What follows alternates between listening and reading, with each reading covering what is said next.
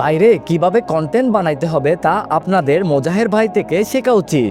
রাফসানদার ছোট ভাই আরানিয়ার রাকিব ভাই, ওমরন ফায়ার ফ্যামিলি এন্টারটেনমেন্ট বিডি, এরা কি কন্টেন্ট বানায় যে ধরো আমি আজ থেকে মোজাহের ভাইয়ের ভিডিও ভুলেও মিস করব না, সব কন্টেন্ট দেখব।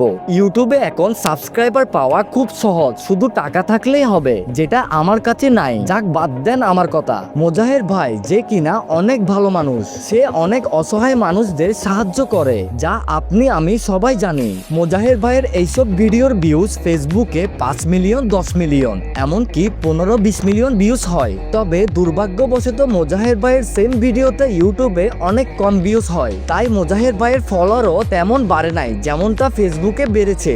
বর্তমানে মোজাহের ভাইয়ের ফেসবুক ফলোয়ার 9 মিলিয়নেরও বেশি। এখন আসল কথায় আসি, মোজাহের ভাই কি তাহলে ইউটিউবেও 9 মিলিয়নেরও বেশি ফলোয়ার করতে চাচ্ছে? আসলে এটাই চাচ্ছে। এখন আমার মনে কিছু প্রশ্ন।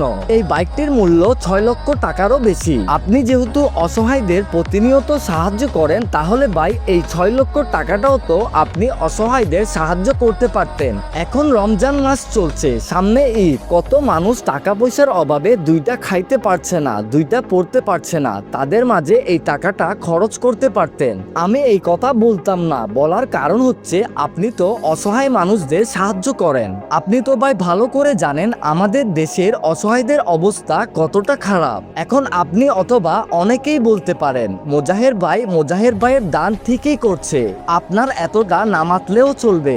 তাহলে শুনেন ভাই, এই 6 লক্ষ টাকা কি আপনাদের কম মনে হচ্ছে? এই 6 লক্ষ টাকা দিয়ে অনেক অসহায়দের সাহায্য করা যেত এ বাইক গিভওয়ে না করে। আমার শেষ প্রশ্ন, মোজাহের ভাই আপনার 4 মিলিয়ন সাবস্ক্রাইবার হওয়াটা কি খুবই জরুরি?